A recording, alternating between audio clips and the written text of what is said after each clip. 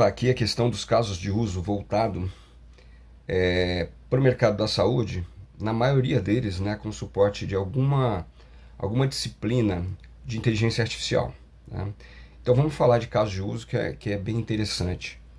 Primeira coisa, né, jornada do paciente. Jornada do paciente, a gente consegue ali ter agentes inteligentes para suportar toda a parte de atendimento, né, agendamento de consulta, por exemplo.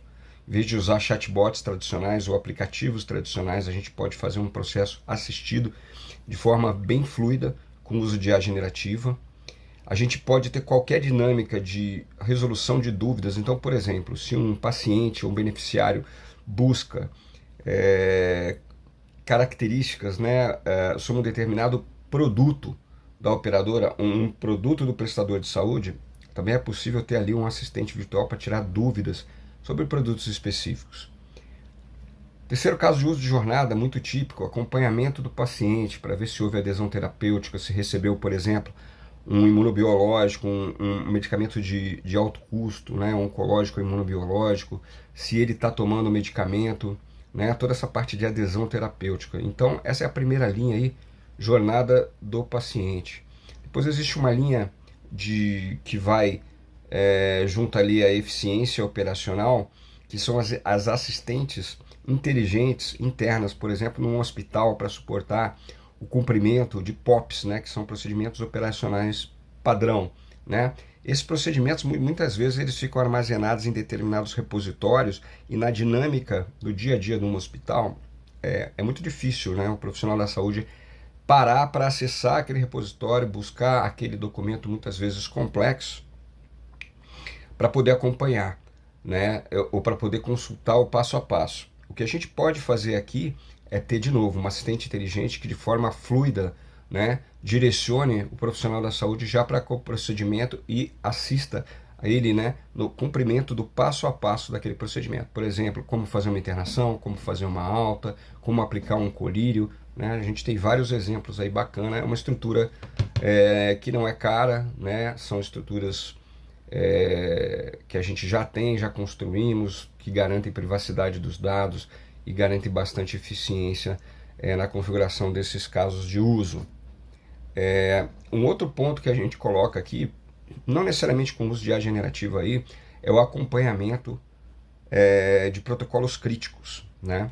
Por exemplo, o protocolo de CEPS, que é um protocolo crítico, a gente consegue fazer o acompanhamento, né, de quantos pacientes na UTI ou até ali na enfermaria, né, já estão em alguma fase do protocolo internacional de CEPS, passando o status imediatamente online para o núcleo da qualidade do hospital, e até para outras instituições que acompanham aí a execução, as estatísticas associadas à execução do protocolo, para aprimoramento desse protocolo também, né? Então é muito tranquilo implementar isso, e é um caso de uso assim super relevante e que contribui, entre outros índices, né, como o aumento de giro de leitos, mas com a própria redução da taxa de mortalidade. Outro tema que eu queria trazer aqui, que também a gente tem explorado bastante, é o tema do ciclo de receita, né? Vamos pensar aqui um pouquinho conceitualmente, né? A IA generativa ela nos possibilita fazer comparações entre documentos não estruturados, né? Então ela é muito fluida para lidar com texto, o chamado texto livre, e essas comparações permitem que ali na fase de validação operacional, né, de relatórios, por exemplo, no hospital, um relatório de enfermagem contra um relatório de farmácia, a gente consiga fazer essa comparação de forma eficiente. Numa outra etapa ainda, falando aqui de, por exemplo, pré-faturamento, a gente consegue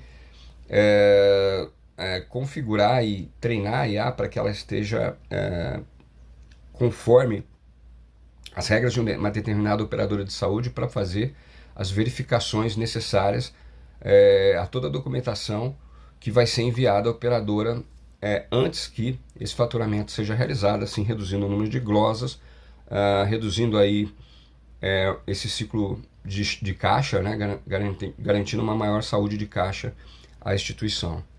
E claro, a gente tem que começar antes por uma etapa consultiva para entender exatamente porque cada cada instituição tem características que são muito específicas, tá? Então, há traços comuns, mas há traços específicos de ineficiência dentro do ciclo de receita, tá? Saindo um pouco da generativa, focando no machine learning e no conceito das operadoras de saúde, nas necessidades das operadoras de saúde, a gente consegue, para vários propósitos, de diversas formas, correlacionar dados variáveis que são independentes entre si, para correlacionar a uma tendência, por exemplo, de internação, uma tendência de desenvolver uma determinada patologia, reduzindo o ciclo, reduzindo a sinistralidade de operadoras. Então, por exemplo, eu quero correlacionar os hábitos de um paciente com seu histórico de consultas com glicemia e colesterol nos últimos exames dentro de um determinado período. Através de regras de regressão, a gente consegue projetar e até definir um plano preventivo para evitar que esse sinistro venha de fato a ocorrer.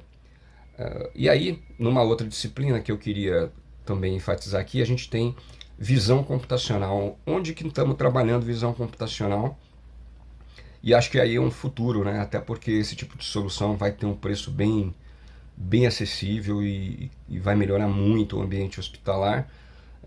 A gente tem a solução de detecção de EPI, né? Então estamos falando de EPIs de profissionais de saúde, que a faxineira usa, que os técnicos, por exemplo, o pessoal da cozinha usa, né? Tudo para garantir higiene no fim do dia, né? E reduzir, né, infecção hospitalar, né? Garantir um ambiente mais higiênico no hospital. Outro caso muito interessante ainda com visão computacional é a gente fazer um monitoramento do leito, tá? Para diferentes propósitos. Um pode ser evitar acidentes, conseguir detectar movimentos que expressem ali a inquietação do paciente, demonstrando dor ou querendo chamar uma enfermeira, enfim, qualquer coisa que mereça ele ser monitorado, gerando alarmes em tempo real. E a resolução ali tentar solucionar o caso de uso da lesão por pressão, né? Ou seja, para evitar lesão por pressão existe uma periodicidade onde o profissional da saúde ele tem que alterar o decúbito do paciente, né? A frequência, e isso pode ser programado numa solução de visão computacional. Uma vez que o procedimento não seja cumprido, isso pode gerar aí um alarme para a enfermagem dizendo que um determinado paciente está desassistido do ponto de vista ali do cumprimento desse protocolo, tá? Então eu enderecei alguns casos, né, bem legais, assim, eu acho que a gente consegue temos aqui um propósito muito forte de melhorar, né, o ambiente da saúde com soluções que eu trouxe aqui que não são caras, tá? São soluções extremamente efetivas e extremamente viáveis do ponto de vista de custo. É isso aí, um abraço.